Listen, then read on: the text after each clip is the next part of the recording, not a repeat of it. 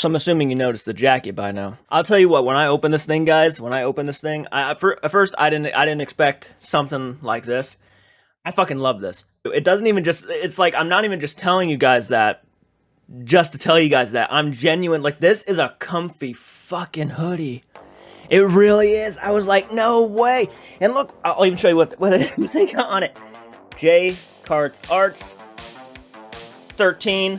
And then even me on the TV. Oh my good golly, that is retro. Okay.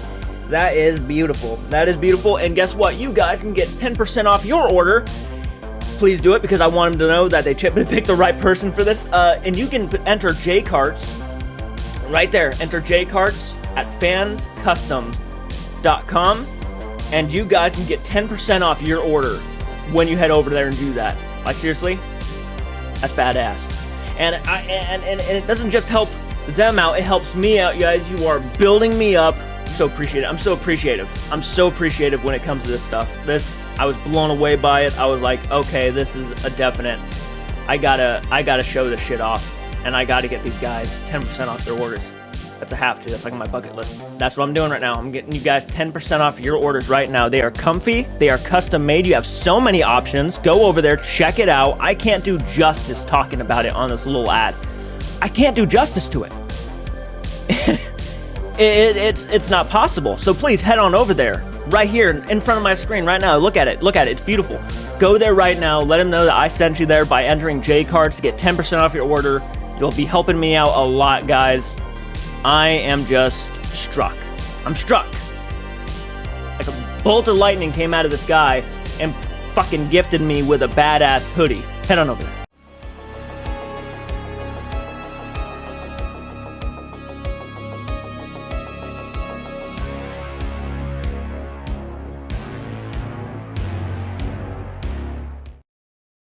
Guys, welcome back to the channel. This is going to be a reaction to a haunted object. And we all know this haunted object. We all know it. We're all afraid of it. Even scared enough, you know, we don't ever want to challenge it. La, la, la, la, la, la, la.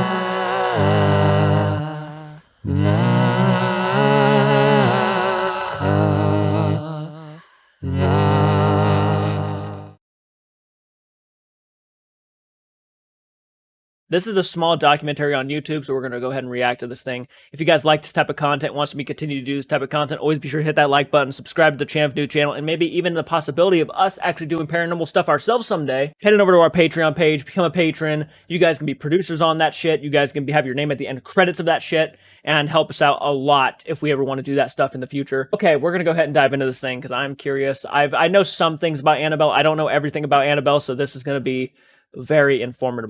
Year was 1970. For her 25th birthday, Deirdre Bernard received what, at the time, would have appeared a quirky and fun present. A Raggedy Ann doll. Her mother had given it to her in the hope that it would bring cheer to her daughter's apartment, whilst she was studying to become a nurse. Little did she know, huh? It was well received. The following morning, Deirdre placed the doll on her bed, with its arms and legs stretched out. However, after just a few days of this new routine, Deirdre started to notice something peculiar. Every morning she would leave her Raggedy Ann doll seated with limbs stretched out. Yet, every night, she would return to find the doll's arms and legs in different positions. Sometimes the doll's legs would be crossed. Occasionally, its arms would be crossed and resting in its lap. Then there were the times when Deirdre would find the doll's arms pointing outwards, almost as though it was silently gesturing to something. The fact that it had its legs crossed would have already been creepy enough, but if it's like pointing at shit in my room and all that, yeah, no, okay. Okay. The doll's activity grew odder still. It began to move to different rooms of its own accord. It was at this point that everyone in the apartment began to feel the eerie effect of the Raggedy Ann doll. One night, Deirdre returned home with her roommate. They do carry that eerie effect. Also a trainee nurse, and her fiancé Cal Randall. Upon opening the door, they found the doll kneeling before them on a chair. It sat there, staring at them with its big black eyes. Despite having been left as usual on Deirdre's bed, the doll had moved. Bothered by the doll's inexplicable relocation, they moved the doll and tried to make it kneel again. As the rag doll had no joints with which to kneel, I'm going to pause really quick. Here's the thing I find very interesting, and I wonder if you guys can give me your opinion on this too. This is for skeptics too. These are people who've never met before. They've never met the previous owners, and they experience similar things. How do you explain that? Like, is there... Because people will even say, like, you know, people do this for, like, profit and stuff. They'll make up stories just to get, you know, money and stuff and fame and glory. And, okay, maybe in some situations that's true, but, like, let's say with this Raggedy Ann doll, for instance. The people who became the owners of the doll later on, who have never really even talked or met with the person who had experiences beforehand, start experiencing the same things that the other person experienced. How do you explain that? How do you explain that? Like, that to me blows my mind. Time they positioned it, it flopped over. Hmm. The only conclusion they could draw was that some force had been keeping the limp legs of the doll in the kneeling position. From then on, the occurrences grew stranger still. Notes, written in pencil on parchment paper, began to manifest randomly around the apartment. The messages included phrases like, "Help us," or "Help Kel." Strangely, neither did...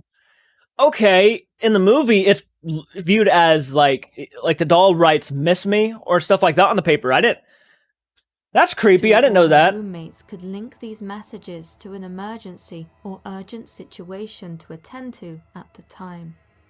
Not only that, none of them kept pencils or parchment paper anywhere in the apartment. So where was it getting the stuff? Assuming that someone was breaking into their home to play a trick on them, Deirdre and Lara began leaving marks around windows and doors. They also rearranged furnishings, all in the hope that, if anyone did enter the apartment, they would leave a trace. All was to no avail. The doll continued to teleport from room to room and change its posture frequently. Teleport? One day, they arrived home to find the back of the doll's hands covered in something which they could only discern as blood. Its hands were bloody, with 3 distinct spots of blood on its chest.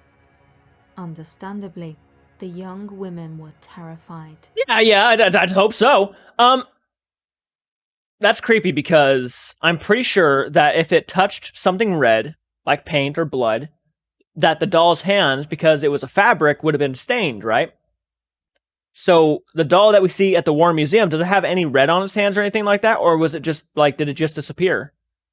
I'm assuming it just disappeared because I don't remember seeing red on the doll's hands. Okay. In need of resolution, Deirdre and Lara contacted a psychic medium for help.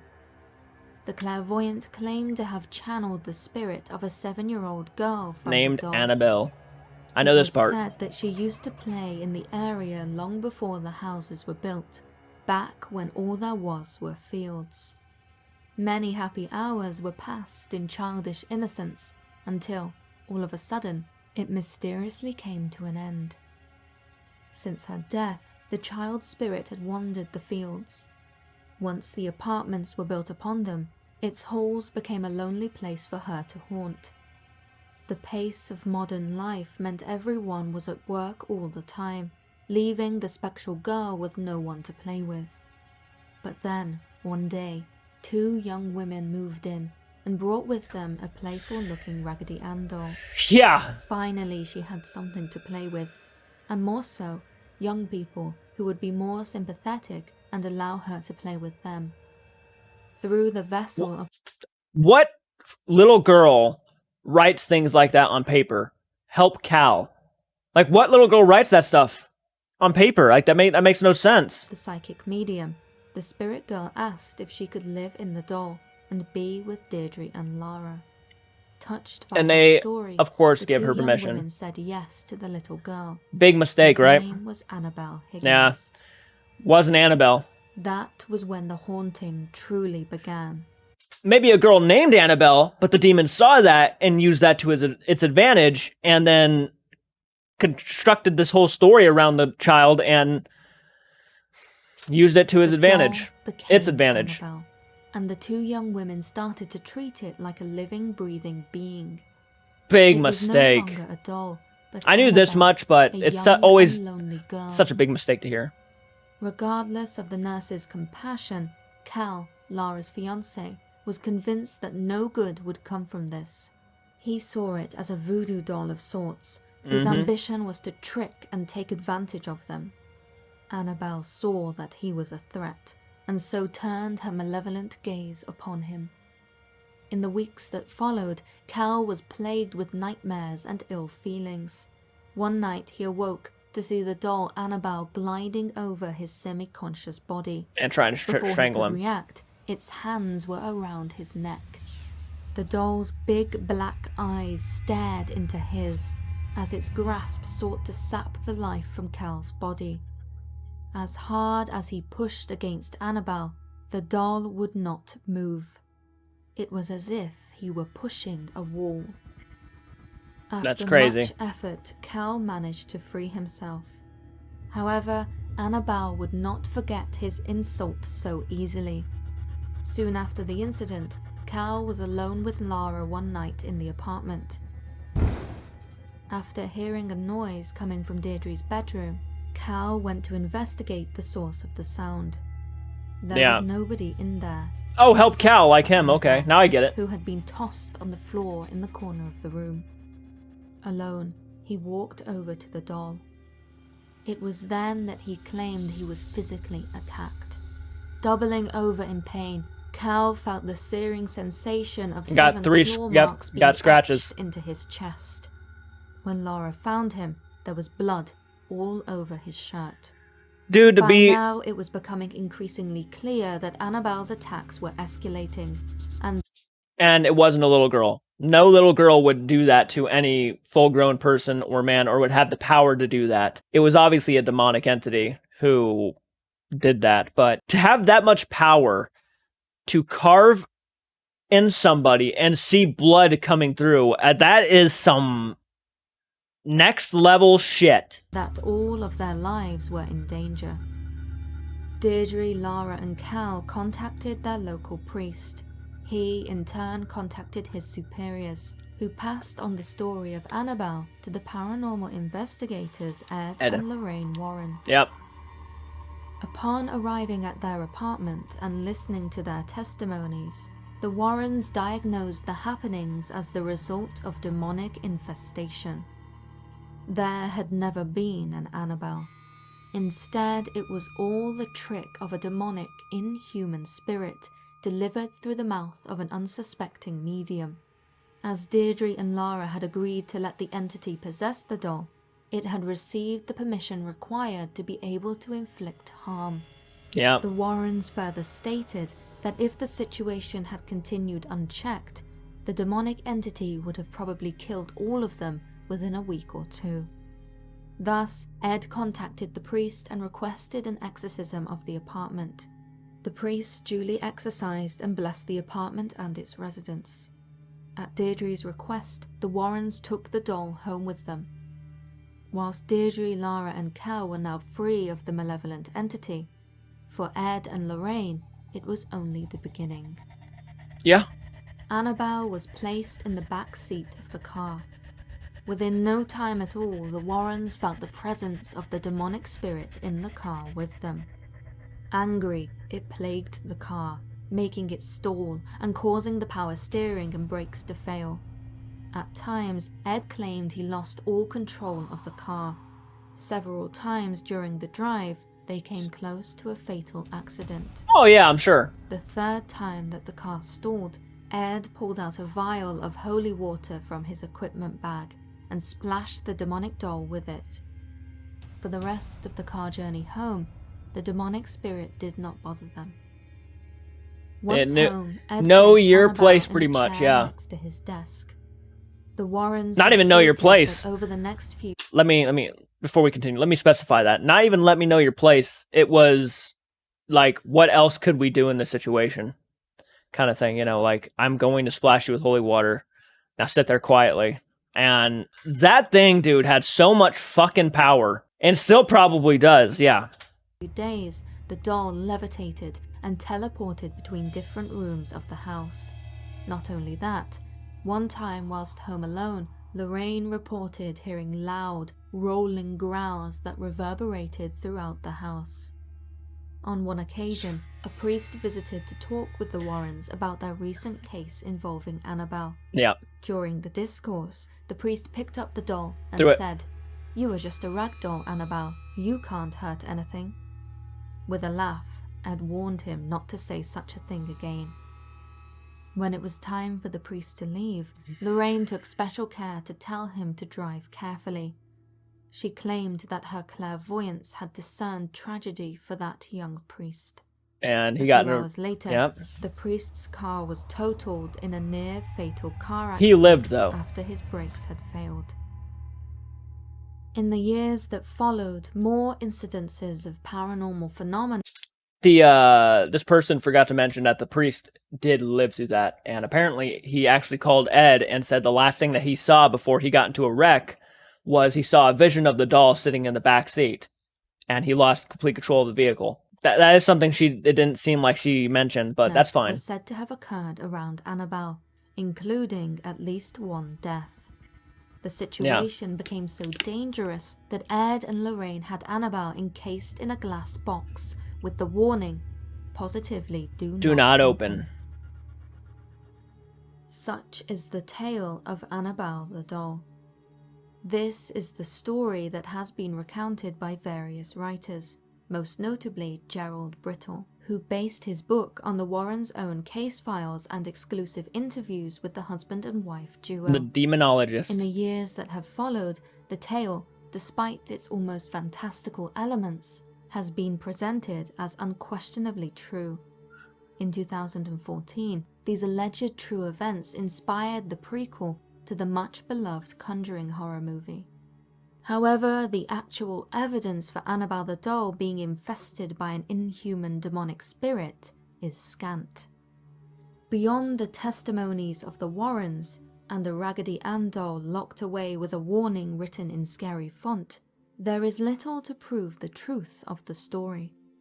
Certainly, even confirming the names of those involved is a difficult task. Again, you have all these different people who have owned this doll and have experienced very similar things, to the point where these two nurses literally elevated everything by giving the fucking little girl permission to live in the doll, and then giving it complete power. Like, you literally just gave that thing the most power it could probably ever have, because you gave it permission. One looks, I believe Deirdre it. changes into both Donna and Debbie. Aside from these inconsistencies, the Warrens' initial handling of the case raises alarm bells. When they first met with Deirdre and the others, little or no evidence was collected. Their testimonies were taken at face value, meaning that demonic infestation was the first and only conclusion to be drawn. Of course, one can argue that Lorraine's clairvoyance allowed her to confirm what they said. But is this really enough to convince skeptics? Whilst Deirdre, Lara and Cal can be said to have had no motive to lie, misinterpretation or misremembering were never considered a possibility by the Warrens. As for the spiritual relief felt after the priest exorcised the apartment, this could be attributed to the natural positive effect, regardless of the situation, of a priest's presence to the religious. With such a shaky base, the most cynically minded might even question the very existence of Deirdre, Lara and Cal in the first place. Certainly, it is not necessarily a wise policy to automatically trust the word of the Warrens. No. Ed and Lorraine Warren have always been regarded as sincere and kind-hearted people. However, since founding the New England Society for Psychic Research in 1952, their work has attracted much criticism and controversy. Indeed, they profited greatly from book sales, ticket-only evening events, ticket sales to their exclusive museum, and $5,000 lectures which they conducted in the 1990s. Okay, I'm just going to say it right here, because I know a lot of people like to just throw these guys under the bus because they're making profit off of what they do. They are doing this because they want to educate people, skeptics, on what the paranormal really is. And it's easy for someone to be standing on the outside to criticize these people for making profit off of this stuff. Do you realize these are people too who have to make a living doing something? They have to survive. They need the money to eat, to have warmth in their house. Like, do you realize that costs money? And they can't just go out and get jobs because this is what they do for a living. They have to make money doing what they do so they can... There's a lot of people out there who call these guys scam artists and scammers. They go after people who don't know any better. These are people too. They need to be able to pay their bills. I'm almost speechless sometimes even talking about it, and it boils my blood. Because, okay, yes, they do make money doing this stuff, but they have to. You know, or Ed and Lorraine have to go get jobs at a grocery store and make money on the side while they do all this stuff that takes a lot of their free time up. They have to make money doing this stuff. They have to. All this being said, though, it is unfair to deny the couple an income. After all, Ed and Lorraine Warren dedicated much time to their paranormal research. Exactly. It would have been impossible for them to have explored all the cases that they did had they not treated it as a job. Even to this day, at the age of 90, Lorraine is still active, hosting the occasional lecture and evening event. Providing that the Warrens were honest and professional in their research and fair in their fees, it is unreasonable to criticize them for making a living. I didn't even need to say anything about my rant because you just summed it all up right there. Yeah, exactly. They have to survive. The other items in the Warrens Occult Museum are merely the stuff of Halloween horror stories, juicy morsels of sensational horror which serve the purpose of drawing in visitors to their museum. Annabelle the doll, an item in that museum, could very well serve the same purpose. Yet, as serious a folly as it might seem for a pair of paranormal experts... Here's the thing about that whole theory right there. I don't believe it. And the reason why I don't believe it, and it's easy, again, for someone to be sitting on the outside to look on in and say these things because they have had such success at doing what they do. It's very easy to criticize. Very easy. I've criticized. However, and you will hear this from other people too, who have known the Warrens, when anybody was ever in that museum, there was never a moment of, hey, no, it's all a hoax. Don't worry about it. There was never a moment of that. Everything they took very seriously. Every time there was someone into that museum, they would look at them and say, please don't touch it. And if you do touch it, let me know. Because they would need to get blessed. I mean, they took this stuff very seriously. Human errors should not be what defines our intellect or ability to scrutinize. No. Perhaps it is more prudent, then, to investigate the ethics of the Warrens.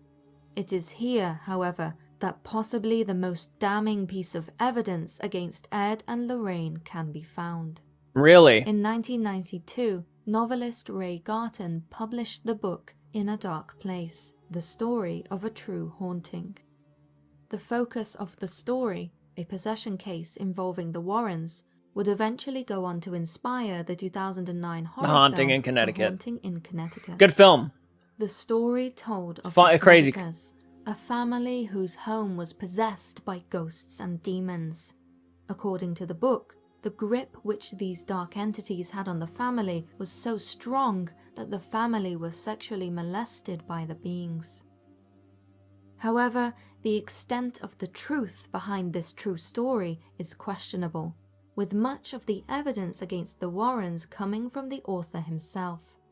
During an interview for Horrorbound magazine, Garton explained how he worked closely with both the Warrens and the family whilst writing the book. However, after interviewing the family members about their experiences, the novelist encountered a problem. I found that the accounts of the individual Snedekers didn't quite mesh. They couldn't keep their stories straight. I went to Ed with this problem. "Oh, they're crazy," he said. "You've got some of the story. Just use what works and make the rest up. Just make it up and make it scary." That's going by what one person said. Could that man have lied just to make an excuse to tell a more scary story, a more Hollywoodized story? Yes, he could have. And could he have pointed the finger at Ed to make it look like he wasn't the one responsible? Yes, he could have. Could Ed have said these things? Yes, he could have. But do I believe that Ed Warren called these people crazy after having so many years of trying to help people? No, I don't think he probably would have called them crazy. And again, it's easy to view Ed and Lorraine Warren as crazy, and people love drama. Oh, people love drama. So I don't know if that's true or not. And that's just going by what one author said. In the interview, Garton admitted that he did what Ed told him. I used what I could, made up the rest, and tried to make it as scary as I could. See that? Perhaps it is all slander. Either way, it could be. The claims of Garton and other instances of doubt do tarnish the trustworthiness of the Warrens' word. And, unfortunately, in the case of Annabelle, the Warrens' word is all we have. As such, the case of Annabelle the doll can only be regarded as, at best, dubious. Again, it's very, very easy to point at the Warrens and say, they didn't know what they're talking about. They're crazy. They're making shit up just because they wanted money.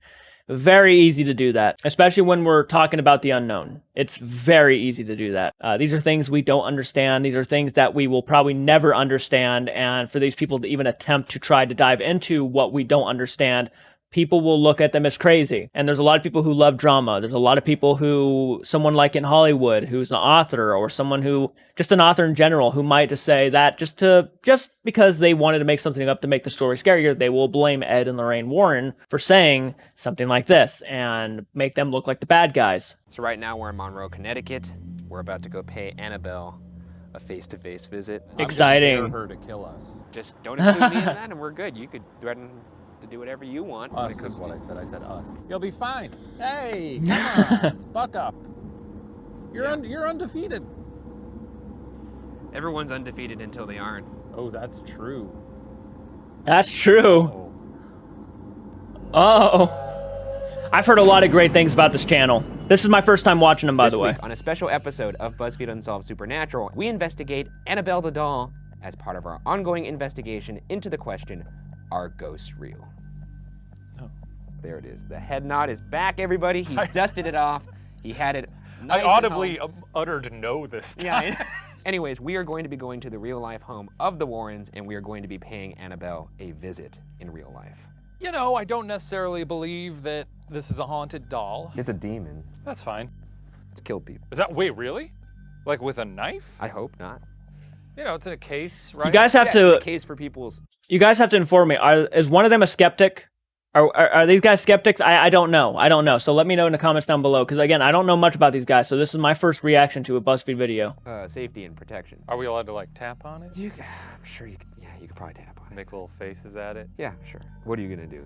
Who knows what I'm gonna do in this place? You do what you want to do. My goal, I want to Make a lot of faces. Yeah, man. Have a car crash on the way home. Jesus Christ. You better buckle up because we're done for. Oh my God. We're going into All right, ravine, let's get this over with. Let's get into it. In 1952, Ed and Lorraine Warren established the New England Society for Psychic Research, or NESPR, to investigate reported hauntings. While Ed and Lorraine have since passed away, NESPR is led today by their son-in-law, Tony Spera. Over the decades, NESPR has looked into many paranormal events that would later become famous movies, including the Perron family haunting from The Conjuring, The Haunting in Connecticut, and perhaps most famously, The Horrors of Amityville. None of these events, everybody however, knows what have Amityville captured is. imaginations quite like Annabelle. According to NESPR, Annabelle's story begins in 1970 when a 28-year-old nursing student named Donna received a Raggedy Ann doll from her mother as a birthday present. Nice mom. For her 28-year-old daughter. Normal mom gift. Hey. 28? Hey. Hey. Diaper. Hey. Hey.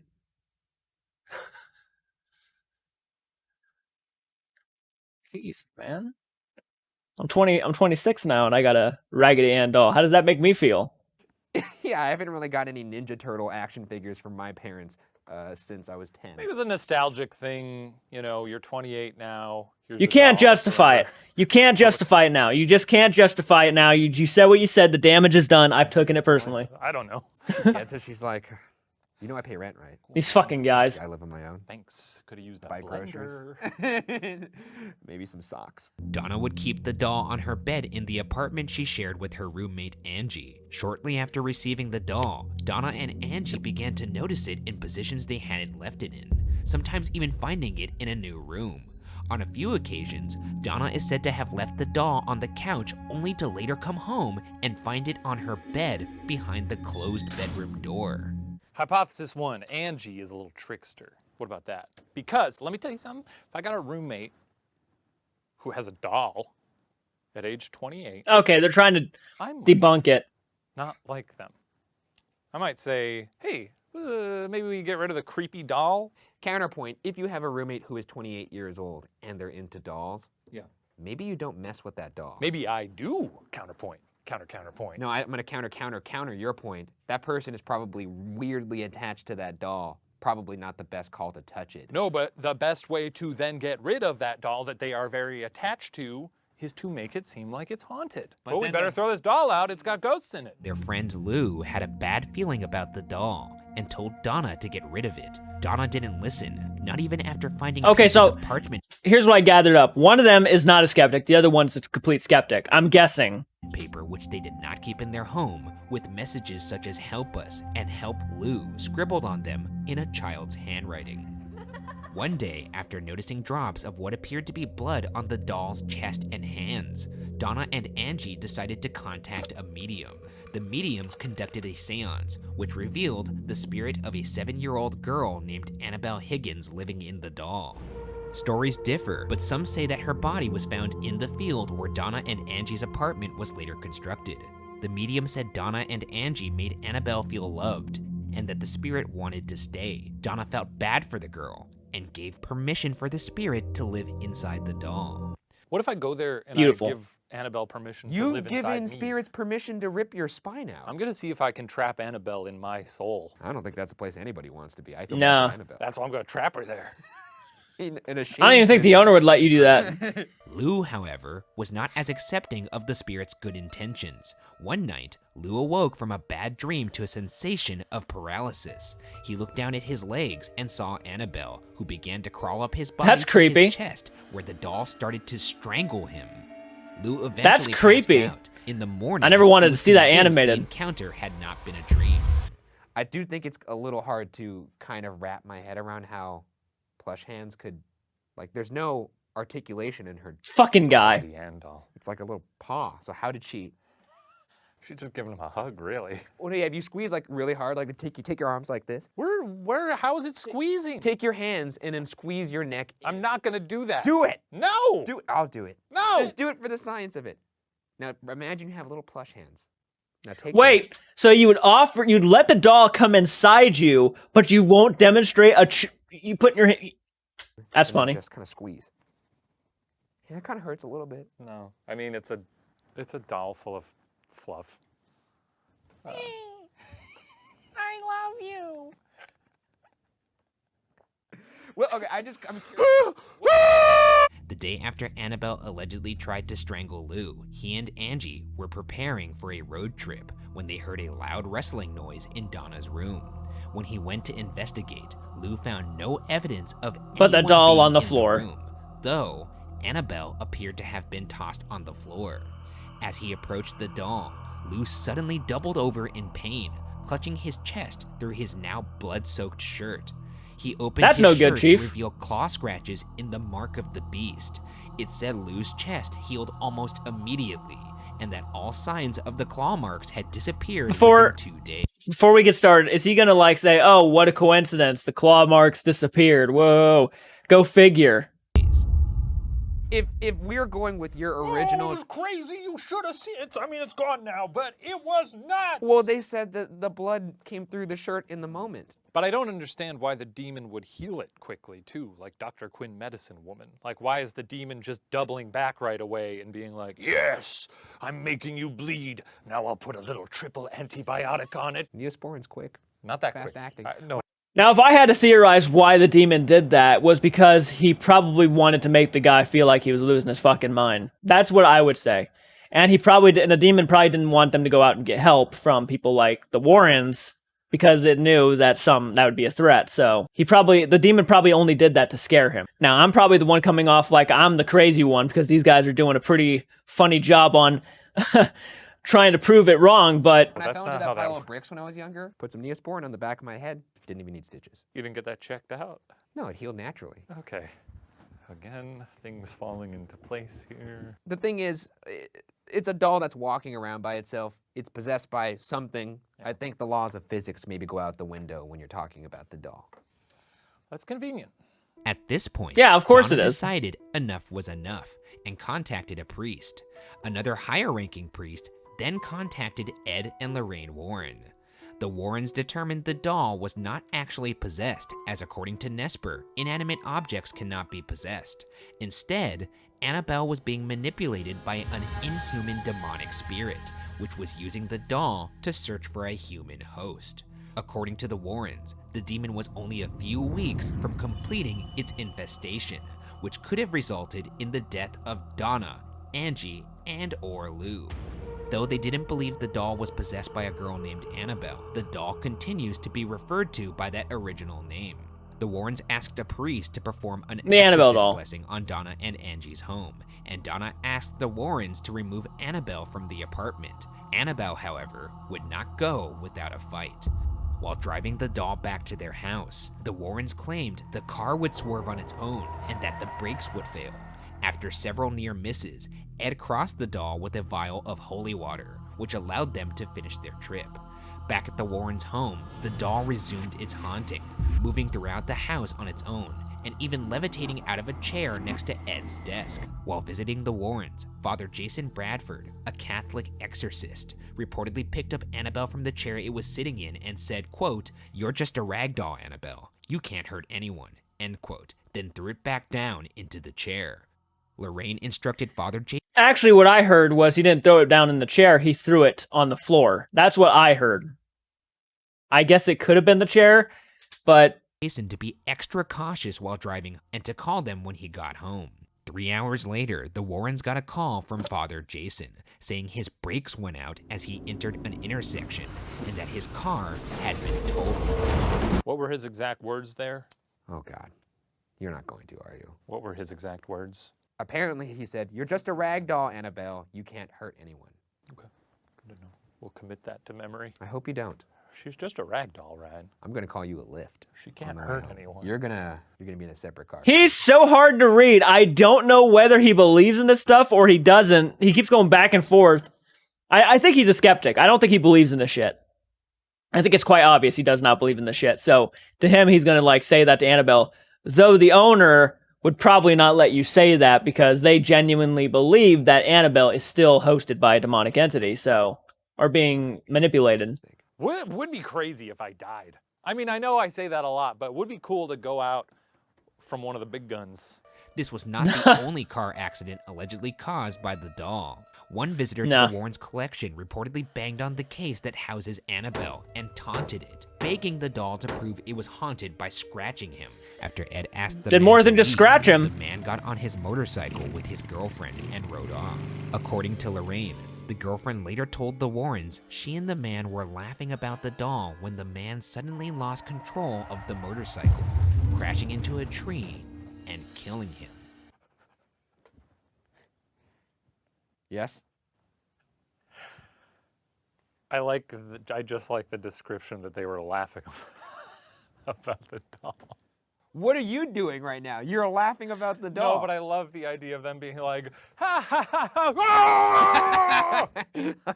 What's the most disrespectful thing I can do to her? I'm not gonna help you workshop our. I think what you just did was one of the most disrespectful things. Like, I mean, banging on the glass, was pretty disrespectful, but you literally are laughing and making fun of the fact that these people, the guy died. I'm not trying to say you're a dick, but, I mean, that's kind of harsh, man. Our death. What if I creep her out and then she's afraid of me? Then she gets in a car accident. Yeah, because she drives home. She's gonna get back into her Prius. She's like, I don't like this place anymore. Sorry. I know people are probably like, because these guys are huge. These guys are a lot bigger than me. So people are probably going to be sitting here thinking that I'm being a dick for saying that about the guy. I would never make fun of the passing of somebody, no matter how crazy, silly. I try to be respectful. I mean, there are people who probably cared about that person. So like, Barbie Yeah, her car. little doll car. Look, I know if she does something crazy, that's probably the series finale. Sure. But boy, do I want this one to be real, just so I could see you get your ass kicked by a Raggedy Ann doll. Yeah, same. Me too. And I It's promise not gonna you, happen. I will not help you. I will laugh. Great, please do. Actually, I'll probably run away. Yeah, it'll be very funny. Well, we've arrived. This is Ed and Lorraine Warren's home. You got the demon jitters. Yeah, this is maybe the most dangerous place we've ever entered. Is it? Yeah, just think of all their best cases, and then something from that case that's all in there, behind that red door. Okay. Yeah. Does this fit in the bill? You got the look in your eyes again. Yeah, I mean, this is a lot. It does look like a place that would be haunted, huh? Well, seeing that it has nothing but haunted artifacts stocked on the shelves, yeah, I'd say so. I know a little bit about some of these things, but that's the shadow doll. That's the shadow doll. So apparently, you could use this doll to curse somebody and have it do your... So freaky looking. It'll attack you in your sleep. So I could say, That's not how Ryan you... Bergara. Well, I'm not going to tell you how to do it, because if I do, you're going to do it. I'll figure it out. I'll read the instruction manual and get back to her. That's a doll from the New England witch trials. Look, wait, read really? the instructions. This is like a horrifying episode of Hoarders. Well, it's very organized, though. Yeah, it is very, This very guy organized. behind me was used in a satanic cult, and Ed apparently believed that it harmed Lorraine as retaliation. It's got a funny little face. It does have a funny little face. Kind of looks like you. I was gonna say it looks like you with the elongated limbs. Yeah, but it's got those like scared eyes, you know, like this is what you look like when you see a little something you think is evidence. Oh, Well, this is really a regular shop of horrors here. a real scary. By the way, we doll, do I have don't our know. back turned to the most dangerous doll on Earth. That's fine. It is creepy looking. Just sitting like Okay, that. well, I guess there's no more getting around it. We could take one step at a time if that makes you feel better. One. Okay, well, you're just gonna go then. Okay. Hey, lady. Oh, okay, yeah, good, go for it. Hey, lady, wow. That's her. I do like that they have this out here as a nice reminder. They actually don't know why that's there. Apparently, Ed stapled that to this box, which was specially constructed to make her contained. Apparently, the wood is soaked in holy water. Oh, that's good. If there's something in here that's manipulating this doll, and the Oh, I doll never is noticed that. Annabelle, Anne on the can you show us your presence? wrist. Can you maybe manipulate this device that's in my hand? Can you make the temperature drop?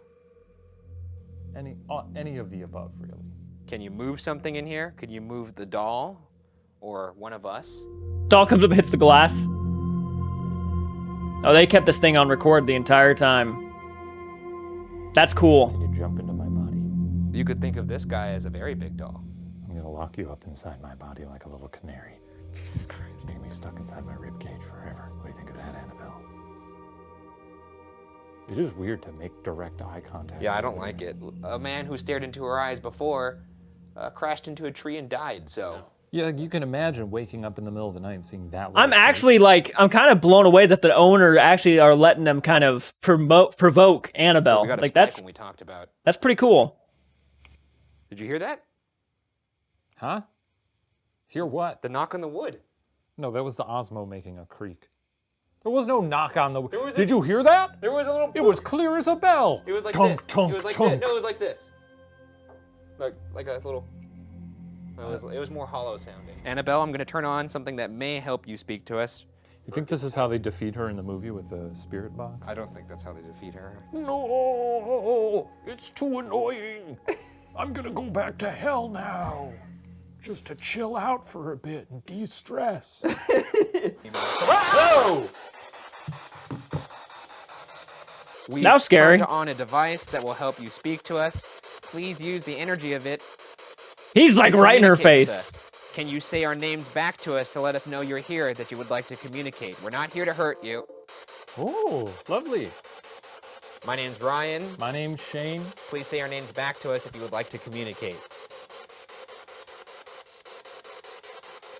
Can you knock on something? Can you replicate this?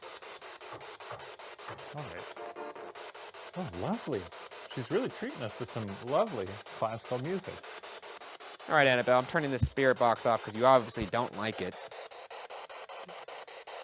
I don't know if you could speak, but if there's anything you'd like to say to us, maybe something you want to communicate to not just us, but the world at large, now would be the time to do so. I'm going to give you some silence for you to do whatever you would like.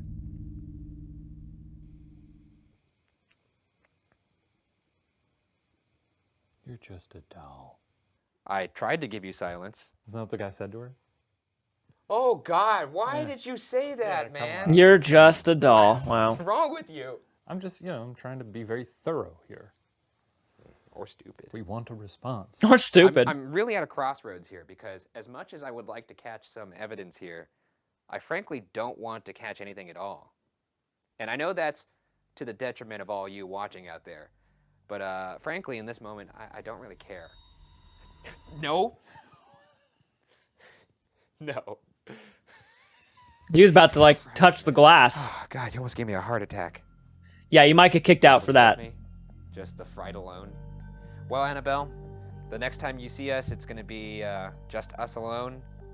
And I would like to say, while everyone's in the room here, that I respect you and I don't want anything to happen. In fact, if you were to say nothing to me, that would be great. All right, Annabelle. It's you and me now, and there's no hiding. Just you and the Shanester. What I gathered from reading about her was basically Okay, so now they're disrespect. soloing it. Say, I do not respect you. People have gone in there plenty of times, and nothing has happened. But I will people just start who out with saying, have chosen I don't to mess respect with you. her didn't end that well for them. Again, I'm checking this meter all over. Oh, go up by the cross, we get a little reading. Maybe that's our pal JC. I don't know if he just hangs out in every cross in the world, or if he's split among them like a Horcrux. But good to see him. That feels like some positive energy. Now I'm Is all he gonna paranoid. Show up in the Conjuring cinematic universe at some point to fight you? I have holy water though, right there. If anything happens, I guess I'll just like like that. Back off. Come on out, fly around the room, make my bones burn. I don't know what demons do. Singe my flesh, scratch me up, make me bleed. Can you make me go blind? Oh, look, I'm seeing some action on the Flashlight just turned on. flashlight over here. Was that you? If that was you, why don't you turn it off for me? Oh, now you're turning this one on. Ooh. Oh my God, I just realized whatever Shane's doing right now, I'm gonna walk in, like he's like the guy Yeah, he's whacking away amping this thing up, and you're gonna be the one who has to deal with it after at the fact. tree with the axe. I'm gonna walk in when the tree falls down on me.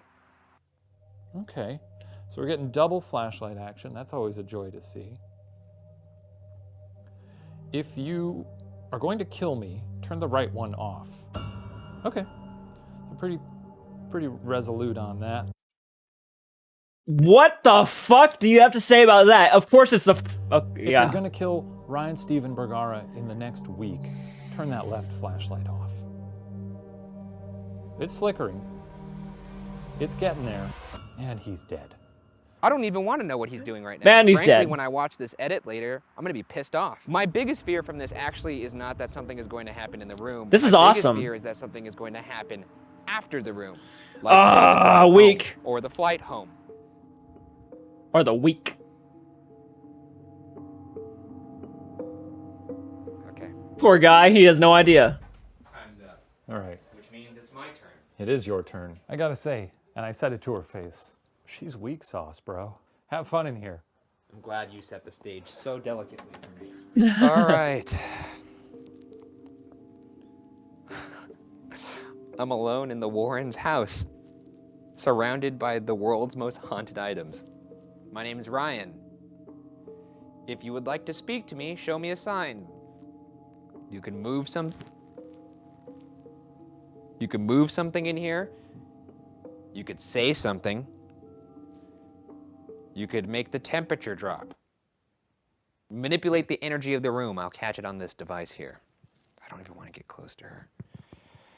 I'm sure Ryan's in there right now, pooping himself. Sort of the duality of us. That's how we work.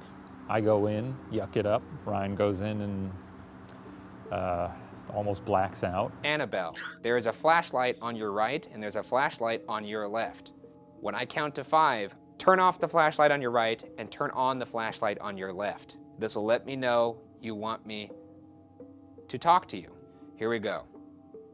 1, 2, 3, 4, 5. That's good for... He did seem to be more alarmed than he has been in a while. Why did you pretend to be a little girl named Annabelle? God, those eyes are just so empty. They are. Just like a void you could fill with anything you want. Ah! Oh God! Fuck! Jesus Christ! Your God. time's up. Did you not Damn. expect me? Well, the flashlight turned on, and then the door opened, and I thought something was rustling around the room. Just me. Annabelle, this has been I don't know if fun's the word I'd use, but It's been fun. It has been fun. You're a wonderful host. Thank you for having yeah, us. I appreciate the hospitality. Sweet gal. I appreciate you not Sweet doing gal. anything to me now or in the future, and He knows, though. And just a reminder, Los Angeles doesn't have the best public transport in the world, so we are in vehicles quite a bit. Every day. Always traveling. Poor fucking guy. Heads up. Between me and you, he's free reign. So, He's free reign. Do it. will that incriminate me in court if something happens to me? It's probably fine. All right, well, take it easy. When a mother purchased an innocent-looking Raggedy Ann doll in What an interesting 1970, investigation. she They was got simply something, though. hoping to give her daughter a cute birthday present. There was no way she could have known the horrifying stories and cinematic blockbusters that would result from the gift. Whether Annabelle is done tormenting the people she comes in contact with, or if she still has more nightmares to inflict on those who cross her path, remains unsolved. Unsolved. Wow. Well, we did it. We did it. We're here. And now, well, actually, we didn't do it because now this is the part where people have often got hurt. And seeing as you did all the things that you shouldn't have. Why? Are you so angry you can't even speak? I can't believe you did what you did in there. And now we're in the same car. You realize the amount of danger that you put everybody in? Think of this, though. Think of what a gift it will be. If you survive the next couple weeks, no accidents, no nothing, you can put her on your little checklist of ghouls. No, I think I'm just gonna forget this happened. I'll remind you. As often as possible. I'm gonna be so pissed off if we die. Let's get home. Yeah, I guess. We'll try our best. Oh, God! Oh, I like that. The picture at the end is American Werewolf in London. That's cool. Okay, guys, that will do it for this video. All dedicated to Annabelle. So if you guys would like to see me continue to do stuff like this, let me know. Unsolved, BuzzFeed Unsolved. That was a lot of fun. I liked the guys. I think that was funny. That was a good introduction into what they do. So comment down below. Let me know your thoughts. If you guys like this type of content, again, hit the like button, subscribe to the channel. If you're new to the channel, share the content, support us on Patreon. It's the best way to support us as a channel overall. So thank you guys so much for watching, and I'll check you guys out in the next video. Take care. Holy shit, Michael. We made it to We Slaughtered Barbecue. The epitome and the purpose of our trip is to make it to this area. Oh yes. Food and cattle. Yep. I just noticed, is that a cemetery way over there, or are those cattle? No, I think that is a small cemetery. Holy shit, that's kind of cool and creepy. That thing is massive, but there's not just that one. There are spiders literally There's everywhere. one there. There's one there. There's one over there. And then there's this one here. Dude, they're everywhere on the Oh, they're all property. huge. It's Oh, cool. there's one there.